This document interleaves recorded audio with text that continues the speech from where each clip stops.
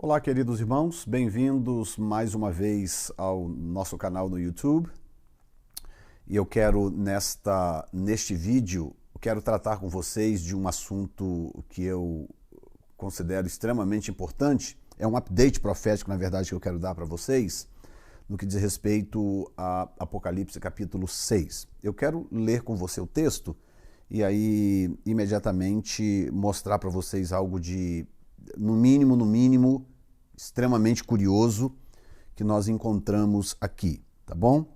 Então vamos a Apocalipse capítulo 6, a partir do versículo 1, e eu vou jogar na tela para você poder acompanhar juntamente comigo o texto, ok?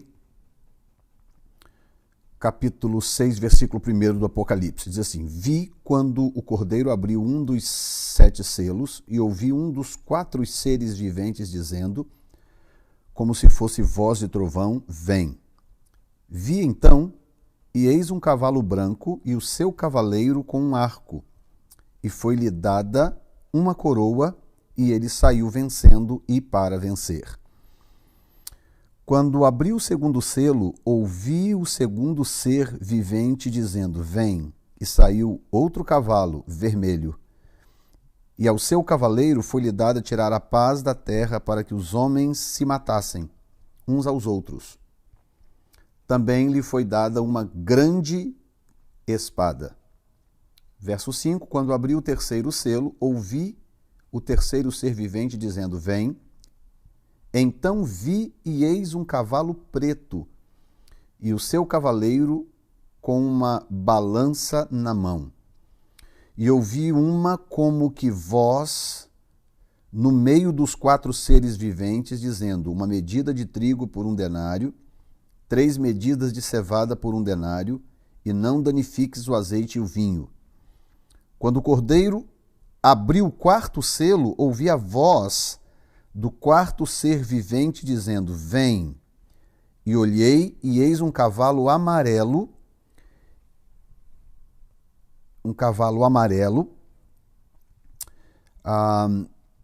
e o seu cavaleiro, sendo este chamado Morte, e o inferno o estava seguindo, e foi-lhes dada autoridade sobre a 4ª parte da terra, para matar a espada pela fome, com a mortandade e por meio das feras da terra.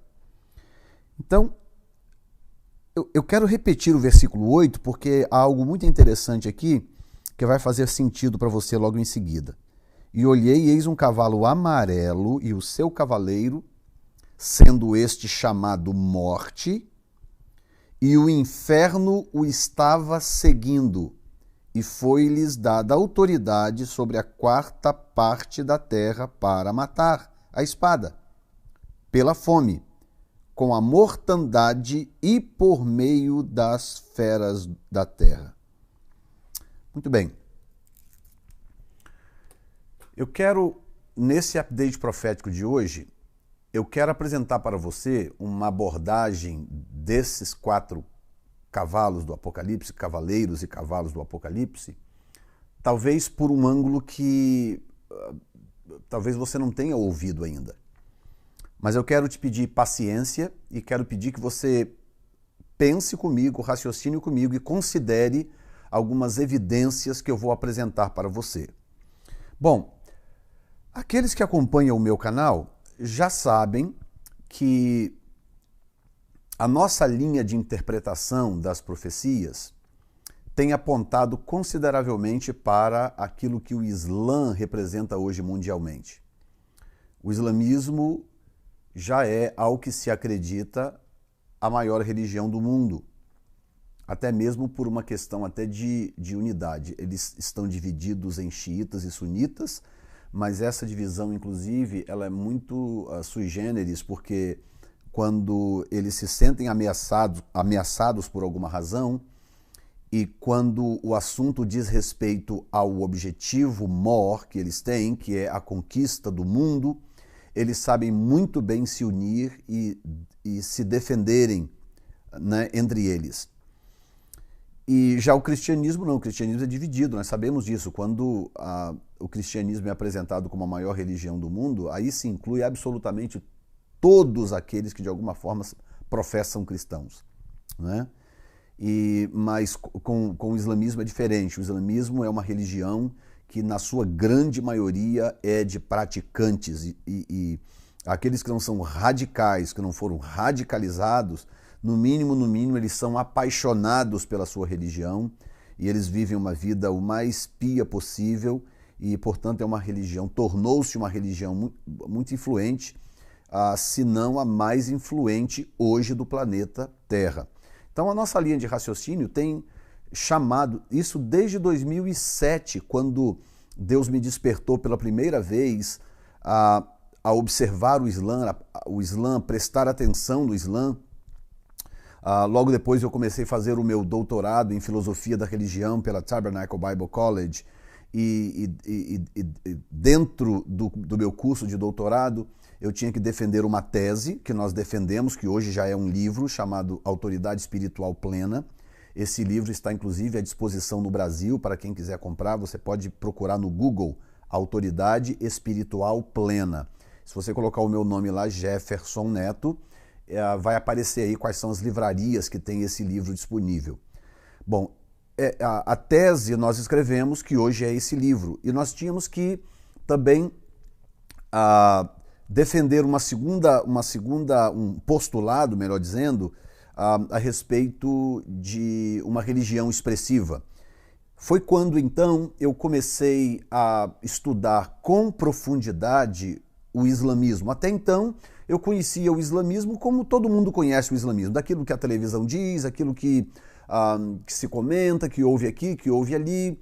E nesta época a coisa não era tão expressiva desse jeito, apesar de que em 2001 o Islã apareceu para o mundo de uma forma bem mais contundente quando houve aquele ataque terrorista às Torres Gêmeas em Nova York. Eu já morava aqui, eu estava aqui recentemente e quando aconteceu, e foi realmente algo muito chocante para a nação. Mas daí para frente eu comecei a estudar o Islã com um pouco mais de seriedade, com mais afinco. O Islã passou a ser para mim, a partir do meu curso, passou a ser para mim uma religião de pesquisa, para se pesquisar.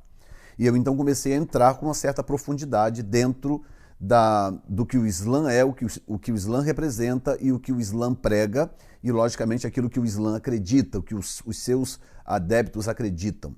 E daí para frente, Deus começou a me despertar, à medida que eu fui conhecendo o islamismo um pouco mais profundamente, Deus começou a me despertar para profecias bíblicas que se encaixavam perfeitamente no perfil daquela religião. Eu comecei então a rever profecias, comecei a reestudar profecias a partir dessa nova perspectiva ou dessa nova visão que eu havia adquirido a respeito do Islã, daquilo que o Islã realmente era, que não era nada daquilo que eu sabia superficialmente, que, como eu já disse, eu conhecia o Islã superficialmente, como talvez muitos de vocês que estão agora assistindo esse vídeo. Hoje não, hoje eu conheço o islamismo bem profundamente, conheço o Alcorão, eu tenho o Alcorão em casa, comprei o Alcorão para poder ler e conhecer melhor, portanto hoje eu conheço, quando eu falo a respeito do Islã, quando eu opino a respeito do Islã, eu estou falando de conhecimento de causa, resultado já de alguns anos debruçado sobre essa religião em forma de pesquisa. Muito bem, uma vez dito isto, esse reestudo profético que eu tenho feito ao longo da minha carreira, eu estudo profecias há mais de 30 anos, para ser bem honesto com vocês. Eu comecei o ministério bem cedo, hoje eu tenho vou fazer 52 anos de idade, e comecei o meu ministério muito cedo. Com 16 anos de idade eu fui consagrado evangelista na cidade de Vila Velha, no estado do Espírito Santo, e com 20 anos de idade eu fui consagrado ao ministério pastoral. E logo no início, bem no começo, eu comecei a me interessar por profecias por causa do livro do Apocalipse. Eu achava muito curioso o livro do Apocalipse e aquilo começou a me despertar. Ao invés de eu fugir do livro, como muitos fazem, o que eu fiz? Eu comecei a estudar profecias. Lógico que no começo o estudo era muito limitado e eu também não sabia muito bem como fazer as devidas pesquisas. Foi quando eu comecei o meu curso de bacharel em teologia na época. E com isso eu já estou há mais de 30 anos estudando profecias e me interessando por esse desenvolvimento profético que a Bíblia apresenta de uma forma realmente extraordinária. Bom, dito isto, o que eu quero mostrar para você neste vídeo, neste update profético, especificamente sobre o capítulo 6 do livro do Apocalipse, sobre esses cavalos e seus cavaleiros. É que Deus me despertou para algo interessante. Eu estava ouvindo um pastor pregar, um pastor da Austrália. Eu estava ouvindo esse pastor pregar e num determinado momento do seu estudo, ele fez uma citação à bandeira da Líbia. E quando ele fez aquela citação, dentro do assunto que ele estava abordando, aquilo me chamou a atenção. Porque de repente eu acordei para o fato de que a maioria das bandeiras de países islâmicos é igual. A grande maioria é bem parecida. E foi quando eu me dei conta, aquilo me atingiu e então, logicamente, fui fazer a pesquisa que eu quero apresentar para vocês agora. Bom, antes de eu entrar nessa pesquisa que eu fiz, eu preciso esclarecer com você algo que está no texto bíblico em português. Então eu vou botar o texto de novo na tela para você e vou abrir aqui os recursos que eu tenho, do dicionário de grego e outros recursos na tela para você acompanhar, porque eu quero mostrar para você algo a respeito do cavalo amarelo, ok? O cavalo branco, o cavalo vermelho e o cavalo preto, em termos de cores, estou me referindo às cores, está tranquilo, ou estão tranquilos em relação a essas cores. Agora, o cavalo amarelo, por causa de um pequeno problema de tradução, de certa forma, nos impediu de acordar antes em relação ao que eu quero te mostrar. Então vamos ao texto primeiro, eu vou mostrar para você onde é que está essa questão da tradução do cavalo amarelo e aí a partir do momento que nós entendermos essa questão da tradução, eu quero mostrar algo para vocês muito interessante, tá bom? Então vamos de novo na tela ali e eu quero ver com vocês. Bom, no versículo 8, eu vou jogar ele um pouco para cima para ficar mais fácil a análise, porque eu vou abrir com você o dicionário de grego, bem do lado aqui, ok? Eu tenho, portanto, o texto em português na sua tela do lado esquerdo e do lado direito eu tenho o texto em inglês com o dicionário de grego. Então, todas as palavras do lado direito que estão meio apagadinhas, elas têm um link que levam para a palavra original que João usou quando ele escreveu o livro do Apocalipse, ok? Muito bem, então vou voltar um pouquinho, tá? No versículo 1 para você entender. Versículo 2, você vai ver aqui, vi então, e eis que um cavalo branco. Então, se eu pegar no verso 2 do lado direito, que diz, and I looked and behold a white horse. Se eu clicar aqui na palavra white, abre essa telinha e aparece a palavra lukos, no grego, tá? Que é branco. Então não tem o que discutir aqui. Inclusive, é uma palavra usada, você pode ver aí entre aspas, para light, para luz, né? Então, lukos significa no grego branco. Então você vai ver embaixo aí light, luz, bright, né? Claro, brilliant, brilhante, e por aí vai. Então tudo a ver com realmente o branco, ok? Bom, no versículo 3, você vai ver aqui, quando abriu o segundo selo, ouvi o segundo ser dizendo, vem, e saiu outro cavalo vermelho. Então, no verso 4 aparece cavalo vermelho, que do lado direito, no versículo 4, aparece aqui red. Eu clico na palavra red, abre a palavra grega, tá vendo aqui, que é pyros. A palavra grega pyros para vermelho, e é exatamente isso. Porque você vê aqui, ó, flame colored, que é a chama a colorida, que é a cor do fogo, não é? E do lado direito vermelho. Então, pyros é vermelho em grego, ok? Bom, seguindo um pouco mais avante, nós temos o versículo 5. Quando abriu o terceiro selo, ouvi o terceiro ser vivente dizendo, vem, então vi, e eis um cavalo preto. Então, no verso 5 tem a palavra preto, e logicamente que é a palavra black, tá aí, black horse. Eu clico na palavra preto, aparece a palavra grega melas, que é exatamente preto. Bom, não sei se você está vendo aqui, um pouco embaixo aqui no rodapé, onde tem AV, um 3 entre parênteses. Do lado direito tem black e um número 3. Bom, essa nota que está aqui significa que esta palavra foi traduzida, ela aparece 3 vezes no Novo Testamento. É isto que significa. Ela aparece 3 vezes no Novo Testamento, e as 3 vezes que ela aparece no Novo Testamento, ela é traduzida como preto. Portanto, não tem outra palavra para melas senão preto. Muito bem. Agora, olha que curioso o que é que acontece com a palavra traduzida no português como amarelo. Ok? Bom, no verso 8 diz, e olhei, e eis um cavalo amarelo. Então, do lado direito tem, and I looked, and behold, a pale horse. Bom, aqui começa a questão que eu quero te explicar. Você não precisa falar inglês fluentemente para saber que amarelo em inglês é yellow. Você pode pegar um dicionário aí qualquer e checar a palavra amarelo em português significa yellow em inglês. Então, não é estranho que o texto em português diga cavalo amarelo e o texto em inglês diga pale horse.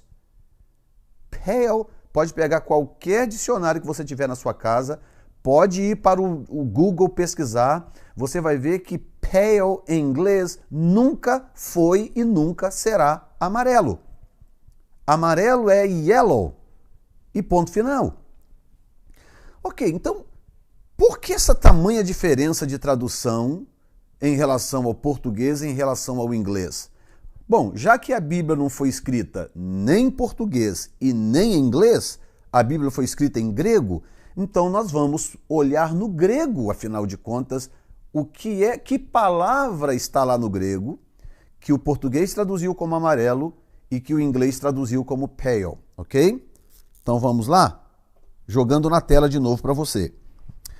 And I looked, do lado direito, número 8. And behold, a pale horse. Eu vou clicar na palavra pale e vai abrir essa janelinha de novo. Muito bem.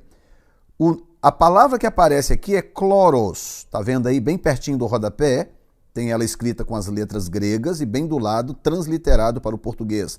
Kloros. Ok. Em cima, em vermelho, tem Strong's Number G5515.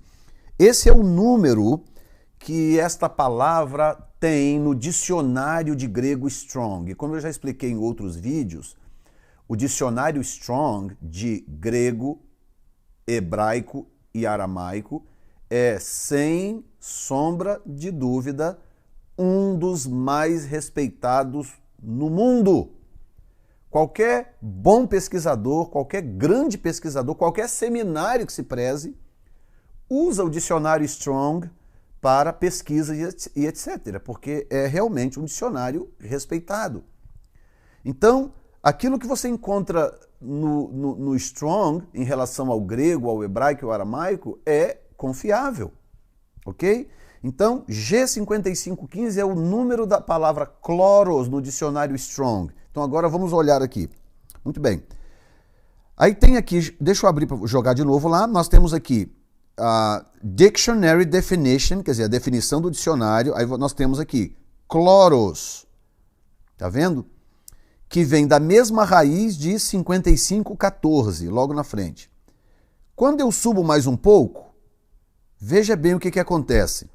Do lado direito tem a palavra greenish. Greenish é um oriundo de green.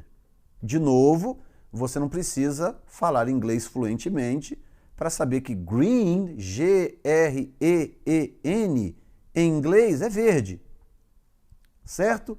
Greenish é uma expressão para esverdeado, seria em português esverdeado. Então tem verde e esverdeado. Em inglês tem green e greenish, tá? É uma coisa equivalente à outra. Agora vamos seguir olhando no dicionário. Então nós temos aqui greenish, vírgula, tem aí IE ponto verdant, que é outra expressão para verde ou para esverdeado, ok? Nós temos aqui dune-colored, traço, aí vem green, olha aqui, não sei se tem como, não tem como abrir, mas eu acho que dá para você ver claramente na tela, no fim aí, debaixo do 5514. Green, vírgula, pale. Ok, então veja bem aqui, antes de eu voltar lá para te mostrar algo. A razão do porquê o inglês traduz pale horse ao invés de yellow horse é porque pale é um tom de verde.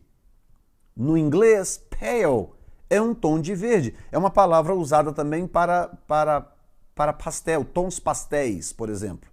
Se você quiser dizer, por exemplo, essa cor é um tom pastel, você pode dizer que essa cor é uma pale color. Entendeu? Então, mas é um tom usado para expressar um tom de verde. Então, o resumo da ópera. Chloros no grego não é amarelo. Chloros no grego é verde. O dicionário mostra, e agora nós vamos ver aqui a prova cabal de que chloros é verde. Veja bem, quando eu subo a telinha, aparece aqui do lado, como eu te mostrei, o número, perdão, ok, agora está, aparece aqui do lado o A e o V entre parênteses 4. Muito bem, esse número 4 entre parênteses significa que esta palavra aparece 4 vezes no Novo Testamento, a palavra chloros, tá? Ela aparece 4 vezes no Novo Testamento. Agora, olha bem do lado dela o que diz o texto. 3 vezes ela é traduzida como verde e uma vez ela é traduzida como pale, que é um tom de verde. Então, chloros aparece no Novo Testamento 4 vezes. E em nenhuma das 4 vezes a palavra é traduzida por amarelo no inglês. Ok? No português aparece a tradução amarelo nesse texto que nós acabamos de ler, versículo 8 do capítulo 6. Mas agora olha só que coisa interessante. Muito bem. Logo abaixo aí do green e do número 3, tem a expressão search for G5515. Tá vendo aí em azul e branco? Muito bem, eu vou clicar aqui, porque o que vai acontecer é que ao clicar aqui, o dicionário vai me dar todos os versículos do Novo Testamento onde aparece a palavra chloros, ok? Então vou clicar agora e ver o que acontece. Deixa eu voltar aqui. Uma coisa aconteceu. Ok, alguma coisa aconteceu. Deixa eu olhar aqui. Ok, voltando agora. Ok. Deixa eu tentar de novo, tá? Porque falha mesmo às vezes. Isso aqui é digital, né? Então, 8, pale. Vamos lá. Search for. Por alguma razão não está indo. Vou tentar de novo. Um pouquinho de paciência aí, tá bom? A coisa quando é ao vivo é assim mesmo. Pale.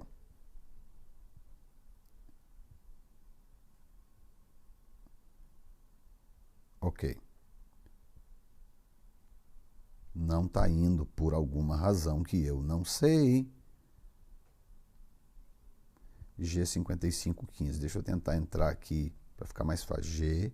G5515 para ver se de repente funciona.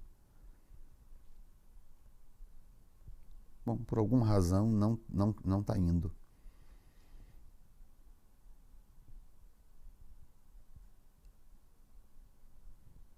Tinha funcionado antes de eu começar a gravar o vídeo. Bom, mas basicamente não precisamos deixar de prosseguir por causa disso, lógico. Seria muito bom eu poder abrir e mostrar para vocês, mas se não der, ok, prophets. Ok, agora eu entendi. Então, peraí.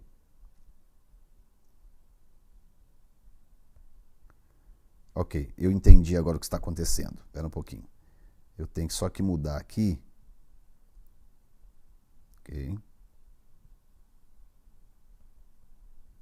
Deixa eu ver agora se vai. Ok, agora sim. Agora eu entendi. É porque o dicionário estava programado para pesquisar no Velho Testamento. Assim realmente não iria. Muito bem. Então o que acontece? 4 lugares na Bíblia onde a palavra cloros aparece. A primeira delas é no livro de Marcos, capítulo 6, versículo 39, ok? Então nós vamos dar uma olhada lá agora. Marcos 6, 39, depois Apocalipse 6, 8, que é o texto que nós estamos lendo, que em português aparece como amarelo, depois Apocalipse 8, 7 e por fim Apocalipse 9, 4, ok? Esses 4 lugares a palavra cloros aparece no Novo Testamento, ok? Então nós vamos ver agora aonde é que está esse texto, ok? Então, 39, Marcos 6, 39, eu vou com você para lá. Marcos, tudo ao vivo aqui para você ver que não tem erro. 6, 39. Muito bem, olha bem. Versículo 39. Então Jesus lhes ordenou que todos se assentassem em grupos sobre a relva verde. Muito bem, bem do lado aqui direito está em 39, o mesmo texto do Strong, tá bom? Você está vendo aqui, then he commanded them all to sit down in groups on the green grass. Vou clicar em green. Muito bem, o que vai aparecer? Cloros. Tá vendo aqui? Cloros, a mesma palavra. 4 vezes, 3 green, 1 pale. Cloros, não tem errada, ok? Eu clico de novo aqui para pegar a segunda palavra, que é Apocalipse capítulo 8, versículo 7. Apocalipse 8, 7, eu vou com você lá. Apocalipse capítulo 8, versículo 7. Está aí, o primeiro anjo tocou a trombeta e houve saraiva e fogo de mistura com sangue, foram atirados à terra. Foi então queimada a terça parte da terra, das árvores e também toda a erva verde. Muito bem, eu vou do lado aqui, onde está green, clico, qual é a palavra que vai aparecer no grego? Cloros. Ou seja, cloros é verde, tá? Vou pegar agora a outra palavra, que é o outro texto, que é Apocalipse capítulo 9, versículo 4. Tá vendo embaixo aqui? 9, 4, ok?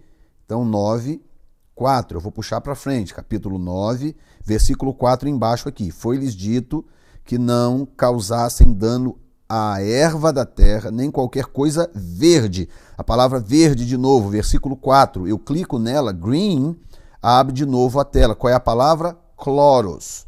Muito bem, então aqui vai a minha pergunta.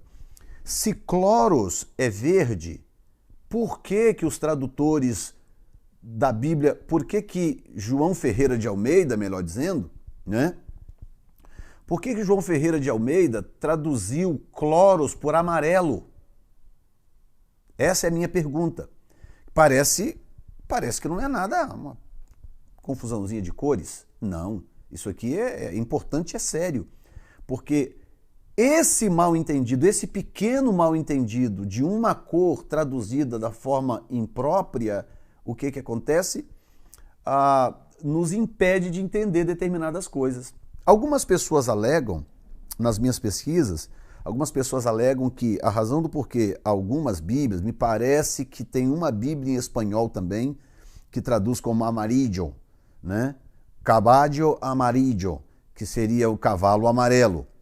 Então, mas a razão, algumas pessoas explicam, é porque esse tipo de verde, isso é alguns experts, espertos, né? Teólogos que explicam desta forma, que a palavra cloros, inclusive de onde vem a nossa palavra cloro. Entendeu? Conectou agora? O que é cloro? Cloro é algo que desbota as coisas. Não é verdade? Então, algumas pessoas dizem que a razão do porquê alguns traduziram por amarelo é porque o cloro é um tipo de cor meio desbotado, um tipo de cor que não se define muito bem. Então, algumas pessoas traduziram por amarelo. Já outros especialistas, linguistas, especialistas em grego, por exemplo, já dizem diferente. Não, cloros tem que ser traduzido como verde, como nós estamos vendo aqui na própria Bíblia. Todos esses textos que eu te dei, onde a palavra verde aparece, ela foi tirada da palavra cloros, do grego. Tá? Provando, portanto, que cloros é verde. Ponto final. Então, quando você estiver lendo o livro do Apocalipse, capítulo 6, cavalo branco, cavalo vermelho, cavalo preto, e chegar no cavalo amarelo, você já sabe que no grego a palavra original que está ali é verde e não amarelo. Ok? Muito bem. Sendo assim, o que eu quero te mostrar? Eu quero te mostrar algo que para mim é chocante, tá? Para mim é chocante. Não sei se vai causar em você o mesmo impacto que causou em mim, mas para mim é chocante. O que acontece? Quando a Bíblia fala numa terceira guerra mundial, se você ler, por exemplo, Ezequiel capítulo 38 e 39, que fala sobre o Gog e Magog, e que muitos teólogos acreditam que o Gog e Magog é a abertura da grande tribulação. Então, alguns acreditam mais ou menos dessa forma. Eu vou gravar um vídeo depois sobre o Gog e Magog, tá? Só para aqueles que já me pediram saberem que eu recebi o pedido e nós vamos gravar um vídeo sobre o Gog e Magog. Mas o que acontece é que o Gog e Magog, segundo algumas pessoas acreditam, é uma guerra que vai acontecer em algum momento aí à frente, que acredita-se até que não esteja muito longe. E nesta guerra, esse Gog, não é, da terra de Magog, que vai conseguir congregar países islâmicos, todos os países, todos os nomes citados no Gog e Magog hoje são islâmicos. Ouviu o que eu disse? Eu vou repetir. Todas as nações citadas em Ezequiel capítulo 38 e 39 que participarão no Gog e Magog são muçulmanas. Mas eu sei o que está passando pela sua cabeça. Espera um pouquinho, doutor Jefferson. A Rússia não é muçulmana. Claro, a Rússia nunca foi citada no Gog e Magog. Não há um só lugar onde haja alguma citação que, de alguma forma, envolva a Rússia. Mas isso é uma outra história que eu vou explicar no vídeo do Gog e Magog. Ok? Todas as nações citadas por nome no texto do Gog e Magog de Ezequiel, capítulo 38 e 39, são islâmicas. Sendo assim, o que acontece? Olha esse texto, esse quadro. Ele está em inglês, como eu já falei, minhas pesquisas são todas em inglês, mas isso não vai ser obstáculo. Os 4 cavalos do Apocalipse, the 4 horses of Revelation. Os 4 cavalos do Apocalipse, cavalo branco, vermelho, preto e verde. Por isso que eu fiz com você toda essa exegese do texto segundo o original grego, para você entender que o cavalo não é amarelo, ele é verde, ok? Branco, vermelho, preto e verde. Então, todos os países envolvidos na Terceira Guerra Mundial, de acordo tanto com o Apocalipse quanto com Daniel e Ezequiel, são muçulmanos. E agora aqui vem a questão. Esses países têm suas bandeiras, cada um tem uma bandeira. E o chocante agora, que eu quero que você perceba, por exemplo, se eu pegar países comuns como Estados Unidos, quais são as cores dos Estados Unidos? Vermelho, branco e azul. Aí do lado aí você tem outra bandeira, se não me engano, acho que é a Irlanda, se não me falha a memória, nós temos aí vermelho, branco e azul. né? Bem do lado aí nós temos a, acho que Rússia, não é isso? Branco, azul e vermelho. E por aí vai. Qualquer Austrália, Inglaterra, olha aqui, do lado Inglaterra, branco, azul e vermelho. Austrália no meio, branco, azul e vermelho. Nova Zelândia, branco, azul e vermelho. E por aí vai. Ok? Muito bem. Essas bandeiras, bandeira do nosso querido Brasil, verde, amarelo, azul e branco. Mas o que acontece se eu pegar as bandeiras dos países islâmicos e compará-las com as cores dos cavalos do Apocalipse? Quer ver o que acontece? Pois veja, aqui está. Primeiro nós temos a bandeira do Iraque. Quais são as cores da bandeira do Iraque? Branco, vermelho, preto e verde. As mesmas cores dos cavalos do Apocalipse. Ah, doutor Jefferson, deve ser coincidência. Ok, então vamos um pouco para frente. Bandeira da Síria. Branco, vermelho, preto e verde. As mesmas cores dos cavalos do Apocalipse, de acordo com o grego, tá? Não, deve ser coincidência, doutor Jefferson. Ok, então vamos para frente. Afeganistão. Branco, vermelho, preto e verde. Eu acho que já está demais agora para ser coincidência, não é verdade? Eu acho que já está saindo um pouco do campo da coincidência. O que você acha? Eu acho que sim. Vamos mais um? Vamos lá. Líbia. Branco, vermelho, preto e verde. O interessante é que essas... Ah, sim, mais uma, olha aqui. Olha essa. Os Emirados Árabes. Emirados Árabes. Branco, vermelho, preto e verde. Gente, isso não pode ser coincidência. Vamos mais um. Sudão. Branco, vermelho, preto e verde. Mais um, vamos lá. Bandeira da Palestina.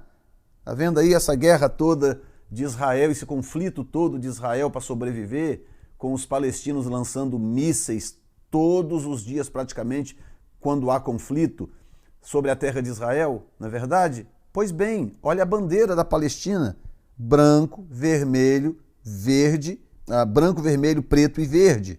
Olha a bandeira da Jordânia, que inclusive é igual à da Palestina, com uma diferença de uma estrelinha que tem no vermelho, tá vendo aí? Palestina, Jordânia, branco, vermelho, preto e verde. Gente, não tem como isso ser mais coincidência, não tem como.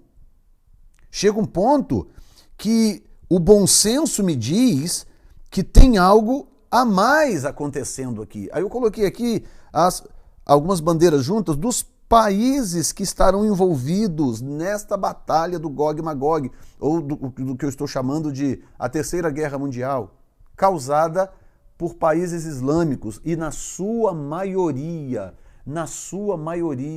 a bandeira tem as mesmas cores dos cavalos do Apocalipse. No caso do Irã, por exemplo, só falta o preto. Agora, é tão interessante a do Irã, essa eu quero mostrar para vocês, eu não tinha nem separado aqui, mas vale a pena mostrar. A bandeira do Irã não tem o preto, mas o que acontece?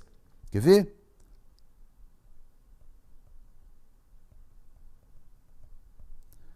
Eles fazem alguns arranjos na bandeira, tá? A bandeira do Irã é essa que eu vou colocar na tela para você aqui, ó. Essa é a bandeira do Irã, tá? Branco, vermelho e verde, tá? Então, falta só o preto para ela ser praticamente igual às outras bandeiras islâmicas. Mas aqui vem duas coisas que você precisa saber, duas informações que você precisa saber. Primeiro, o Irã não é árabe. A maioria dessas nações que eu citei para você, elas são de alguma forma árabe ou receberam uma forte influência árabe, tá? Por exemplo, estados como Afeganistão, Paquistão, Uzbequistão, Cazaquistão, esses estados, por exemplo, eles são, na sua maioria, da raça chamada turca, ou são, como é que eu diria, eles são descendentes dos povos turcos. E quando eu digo turco, eu não estou falando só da Turquia, né? Os povos turcos, lá atrás, no final na decadência do Império Romano, quando as tribos turcas surgiram, e então formaram o primeiro império islâmico, que é o Império Otomano, quando eles elegeram Osman I como primeiro imperador do Império Unificado Otomano, que não era outra coisa senão a união dessas tribos turcas. E dessas tribos turcas saíram nações que nós conhecemos hoje, como a Turquia, por exemplo, como o Afeganistão, o Paquistão, o Cazaquistão, o Uzbequistão e etc. Você pode ver que eles são muito parecidos, inclusive, com os indianos, né? Os paquistaneses, por exemplo, muito parecido com os indianos. Muito difícil distinguir quem é indiano, quem é paquistanês. É uma raça, eles têm origens muito semelhantes, tá? Muito bem, então voltando agora para a bandeira do Irã. O que acontece? A bandeira do Irã é isso que você está vendo aí. É uma bandeira, ela tem, by the way, o verde, que é a cor em disputa lá no Apocalipse. O verde significa, sabe o quê? Islamismo. O branco significa paz. O vermelho significa tenacidade ou coragem, é o que o vermelho significa nessas bandeiras. E imagine só, o verde é o símbolo do Islã. O verde é o símbolo do Islã. E é exatamente a cor que está em disputa. E quando você olha no Apocalipse lá, que cita o cavalo amarelo, que na verdade é verde, a Bíblia chama atenção para a espada, o tamanho da espada. E recebeu uma espada enorme para matarem uns aos outros. E é exatamente a cor da religião, a cor do islamismo. Muito bem, o que eu quero te mostrar? Eu quero te mostrar isso aqui, ó. Deixa eu ver se eu encontro aqui. Ok, um momento. Quer ver?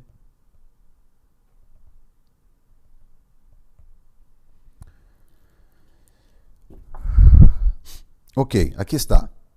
Ok, vou jogar para você de novo lá. Já está. Ok. Muito bem. O que acontece? Observe, por exemplo, as artes islâmicas. É bom deixar claro. Na maioria dos sites islâmicos, qualquer arte a maioria das artes feitas com a bandeira do Irã, o que acontece? Eles adicionam o preto. Olha aqui. Essa, por exemplo. Branco, vermelho, preto e verde. Não, o preto não é parte da bandeira, mas quando eles fazem uma arte qualquer para... Olha isso, por exemplo, eles adicionam o preto, exatamente o que está faltando. Olha isso aqui. Olha isso aqui. É a bandeira do Irã com o preto adicionado. É como se o preto estivesse oculto, estivesse escondido. Olha isso aqui. O preto adicionado, o símbolo persa. Esse símbolo do meio aí é o símbolo persa, ou da Pérsia. Olha isso aqui.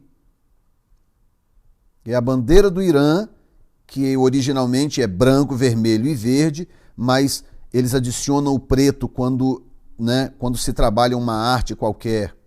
Olha isso aqui, por exemplo. Eu poderia sair mostrando para vocês aqui por horas e horas e horas. Aqui, um bom exemplo, olha esse aqui.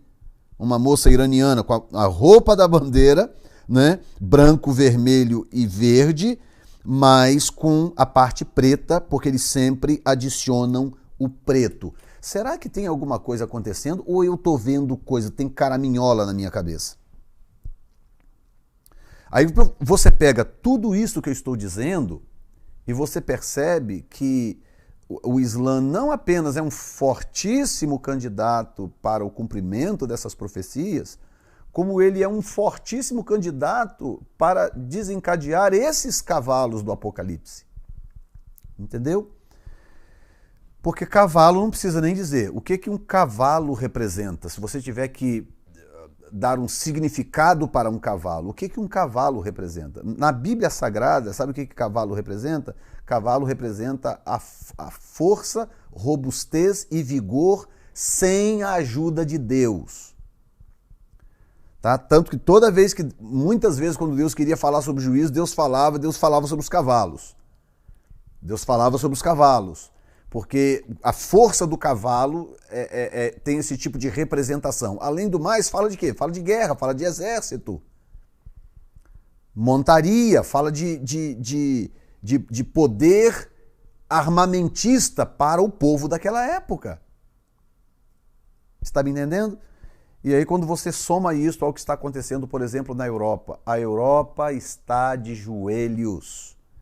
Essa Europa que muitos querem fazer o mundo crer que vai dominar o mundo, a Europa vai dominar o mundo como anticristo europeu, ora, só se for outra Europa, porque a Europa que eu estou vendo hoje está prostrada de joelhos diante do Islã. Olha o que eles fizeram na Bélgica agora, gente. Já tinham feito na França. A França agora já não tem mais sossego. Eu estive na França por 2 vezes, há 15 anos atrás. 2 vezes você andava pelas ruas de Paris com prazer, com alegria, ia nos pontos turísticos, tirava foto. Eu dirigi de Amsterdã, na Holanda, até Paris de carro com 4 pastores, passeando, tranquilo, a liberdade total, absoluta. Isso há 15, 16 anos atrás. Olha para a Europa hoje, gente. Olha para a Europa. Eventos sociais, aglomeração de pessoas em países como a Bélgica, França, cancelados por medo de ataque terrorista. Parece para você que essa Europa de hoje vai governar alguma coisa? A Europa está prostrada, a Europa está sobre os seus joelhos, porque o Islã já subjugou a Europa. A Europa vive debaixo do medo. E não está longe de acontecer isso aqui nos Estados Unidos. É porque a tenacidade do americano é maior, mas não está muito longe de acontecer isso aqui nos Estados Unidos. Eu estava aqui quando as torres caíram em Nova York, quando houve aquele ataque terrorista, a nação ficou prostrada. Portanto, nós estamos assistindo diante dos nossos olhos esta profecia do Apocalipse capítulo 6 ganhando forma diante de nós, para quem quiser ver. Tá bom? E eu queria então trazer isto para você, esta informação, e logicamente que não tem por que eu guardar isso sozinho comigo, e no meu coração eu sinto que isso aqui está correto, que é uma interpretação respeitosa e decente com a palavra de Deus, e eu deixo que você faça as suas próprias pesquisas, tá bom? Checa aí, faz os seus estudos também, eu acho isso importante, tá bom? Porque eu quero que você cresça no conhecimento do Senhor, no conhecimento da palavra de Deus, e que você possa usar essas informações para o seu próprio avanço, para o seu próprio crescimento. Tá bom assim? Bom, eu acredito que eu não vou ler o restante do texto, porque o meu ponto aqui, a minha intenção aqui, era exatamente poder trazer para você essa compreensão conectando isso ao Islã, ou aquilo que o Islã representa, digamos assim, não é verdade? E uma vez que você entendeu isto, para mim já está suficiente, e eu quero que você, portanto, passe isso para frente. Se você entender que isso faz sentido, passe isso para frente, porque inclusive no Brasil isso tem que começar a ser denunciado. Eu tenho procurado aqui nas redes um profeta, alguém no Brasil que comece a tocar essa trombeta, que comece a denunciar essas coisas, enquanto ainda está embrionário do Brasil. Porque se não fizer agora, vamos ter que fazer depois, quando já vai ser tarde demais. Entendeu?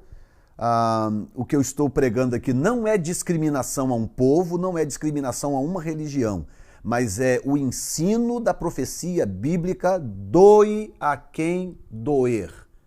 O meu compromisso é ensinar a profecia bíblica, para onde quer que ela esteja apontando. Doe a quem doer, tá bom? E eu espero ter ajudado aqui, portanto, um pouco. Que Deus te abençoe, no nome de Jesus Cristo. Amém.